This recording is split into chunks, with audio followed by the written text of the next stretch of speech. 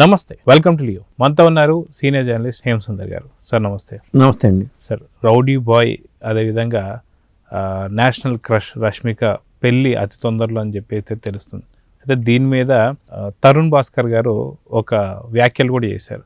So మొత్తానికి పెళ్ళి ఎప్పుడు తరుణ్ భాస్కర్ చేసినటువంటి యొక్క వ్యాఖ్యలు ఏంటంటే ఏం చెప్తారు? అంటే పెళ్లి విషయం దాదాపు కన్ఫర్మ్ అయినట్టేనండి. మనకి అఫీషియల్గా రావట్లేదు.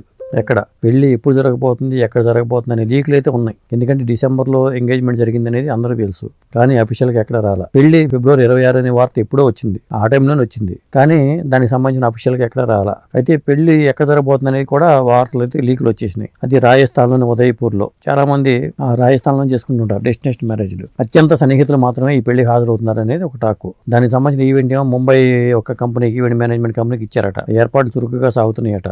వచ్చాక ఇక్కడ సినిమా ప్రముఖులకి, రాజకీయ ప్రముఖులకి, సెలబ్రిటీస్కి అందరికీ ఒక విందు ఏర్పాటు చేశారట. ఇది ఓవరాల్గా ఉన్న సమాచారం అండి. సాధారణంగా విజయ్ దేవరకొండ గారు కావచ్చు, అదేవిధంగా రష్మిక గారు కావచ్చు, వీరిద్దరి జంట గీతా గోవిందం ఏదైతే స్టార్ట్ అయిందో అప్పటి నుంచే వీరిద్దరి పేరు చాలా బాగుంటుంది, సక్సెస్ పేరు అని చెప్పేసి అయితే టాక్. అయితే విజయ్ దేవరకొండ గారు ఏది చేసినా సరే కొంత డిఫరెంట్గా, కొంత ఇన్నోవేటివ్గా చేస్తుంటారు. ఆయన వేసే డ్రెస్సింగ్ కావచ్చు, లేదా ఆయన రౌడీకి సంబంధించినటువంటి యొక్క షర్ట్లు, ప్యాంట్లు కావచ్చు, ఇవన్నీ కూడా మనం చూస్తూ ఉంటాం. అయితే ఇప్పుడు పెళ్ళి కూడా కొంత డిఫరెంట్ వేలో చేసుకోబోతున్నారా, అందరు కూడా ఆహా అనే తట్టుగా జరగబోతుందా అని చెప్పేసి అంటే ఏమంటారు? అంటే పెళ్లికి సంబంధించిన వాళ్ళు ఎందుకు ఇంత సీక్రెట్గా ఉంచుతున్నారో అర్థం కావట్లేదు. సెలబ్రిటీలు అందరూ కూడా సీక్రెట్గా ఎందుకు ఉంచుతారో తెలియదు. ఇప్పుడు సోషల్ ప్లాట్ఫామ్స్లో చెప్పొచ్చు మనకి ఇప్పుడు జరగబోతుంది పెళ్ళి అనేది, రిసెప్షన్ ఇస్తారా లేదా అనేది.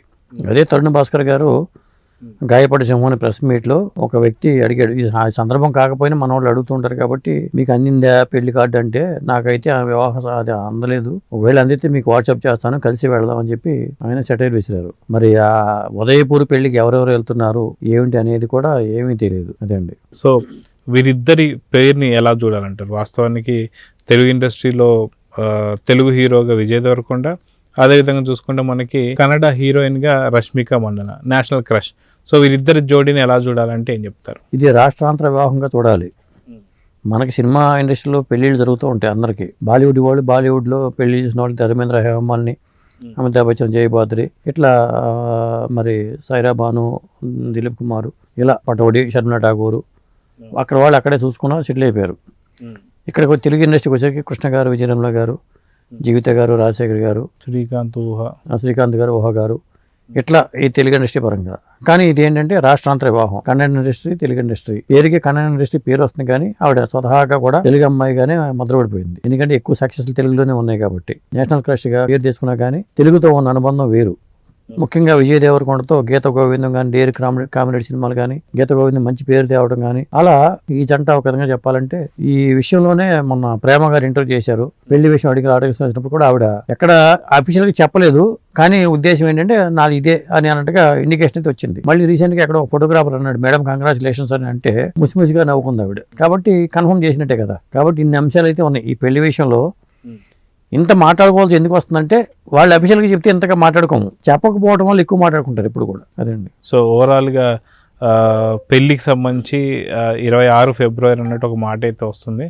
సో ఏమన్నా కొత్త వార్తలు వచ్చే అవకాశం ఉన్నాయా, లేదా అంటే వెడ్డింగ్ కార్డ్ ఏమన్నా సరే ఆన్లైన్లో సోషల్ మీడియాలో చెక్కలు కొట్టే అవకాశం ఎంతవరకు ఉందంటే ఏం చెప్తారు? అంటే డెస్టినేషన్ మ్యారేజ్ అయినా వెడ్డింగ్ కార్డులు ఒక ఈవెంట్కి ఇచ్చేసారంటే వాళ్ళ బాధ్యత చాలా వరకు ఒక అమౌంట్ ఇచ్చేస్తారు, పెద్ద అమౌంట్ ఇచ్చేస్తారు, దాంట్లో ఇవి కవర్ అవుతాయి అని చెప్తారు. ఇక అంతా వాళ్ళే చూసుకుంటారు ఏది ఎలా ఉండాలి ఏంటి అనేది. ఆ పెళ్లి వార్తలకు సంబంధించి ఇక మీడియాలో ముందు నుంచే సందడి మొదలైనట్టే. 26 తారీఖు పెళ్ళి అయినా కానీ ఇక్కడ సందడి అయితే మొదలైపోతుంది. అది. సో చూద్దాం సార్, మొత్తానికి డెస్టినేషన్ మ్యారేజ్ అయిన తర్వాత ఇక్కడ రిసెప్షన్ ఎలా ఉండబోతుంది, మొత్తానికి పెళ్ళి ఎంత గ్రాండ్గా జరగబోతుందో చూద్దాం మరి. నమస్తే నమస్తే అండి.